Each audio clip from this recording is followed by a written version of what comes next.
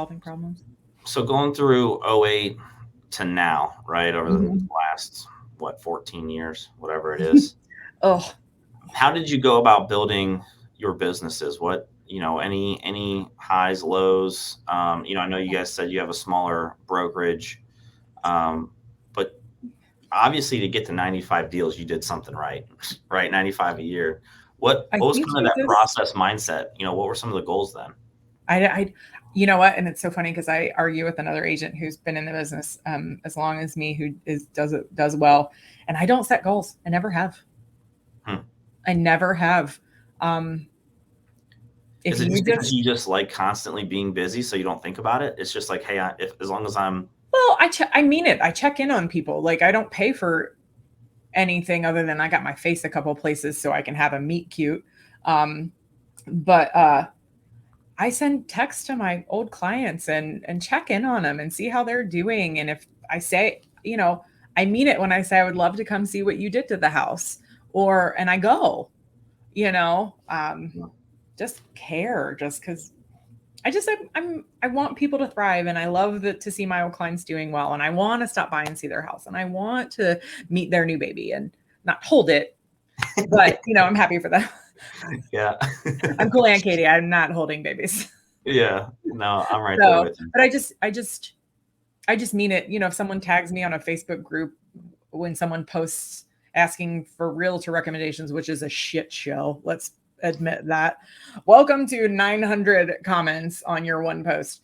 But any of my clients that suggest me, my focus isn't on the person who did the post. My focus is on the people who tag me. So, because I don't get stuff from those posts and I'm not worried about it, but the fact that they keep tagging me, I want to acknowledge them. So I will always comment under their recommendation with some sort of meme or funny thank you, or, something really funny. So the people you did business with are the ones that know you best and are going to be the ones who refer you. So that's what I focus on, not new people. Do you keep like some people will say top 50, top 100. No, you're just living in the moment. No, I mean, you're doing a showing somewhere and you pass a client's house, or if you're in the neighborhood, I shoot him a text and I'm like, hey, it looks nice, or if I see something that reminds me of them, or I just had someone, I sold their house and I just relisted it 8 years later. And I shot her a text and I said, head into your old stomping grounds. I'll let you know when it goes live.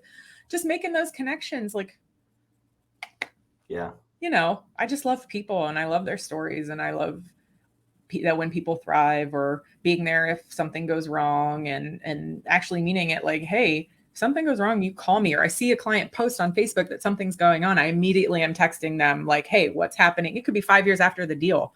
What's going on? Who can I send out? What do you need? How did you get into the position of become an owner of the First Monarch title? Was that always family ran as well, or? So my mom and her husband at the time started it. Okay. And then some partners came and went. And then when they got divorced, we only have 2 loan officers. We've usually only had 1, maybe 2 the whole time, no more than that. The head loan officer and I ended up getting a portion of his 50%. So that's how I got in as an owner. And then that loan officer then passed away. So my ownership and percentage increased. That sucked. That was the worst time I've ever had in this industry. But it was the loss of someone. And at that time, when they got divorced, her husband at the time, that was our only other loan officer. So we were down to 1 LO, and he was also part owner. So when he passed away, family. It was chaos. It was family, but it was also chaos. How do you feel that we lost so much business? So that was a true rebuilding, and we're just now, he died 5 years ago, and we're just now getting to the point where we're rebranding. We're getting a new logo. We're doing all these things because I feel like my LOs now are so successful, and we all got through that and the growing Yeah. pains and figuring stuff out, because you don't realize how much you don't know until the one person holding all the keys is gone and you can't even ask them. So Yeah. that was miserable. So it gets me thinking about Remax and saying, okay, well, if something happens to my mom, is everything in order? Because I can't do that again. That was the worst. But again, I'm fine. I made it. Yeah. So you just keep on. It's that where this too shall pass. While it's miserable, while it's happening, you keep grinding, because it's not going to be this way forever, and you just got to get through. Yeah. So. Yeah. What are there, just because I'm curious, Yeah. From probably on a selfish level,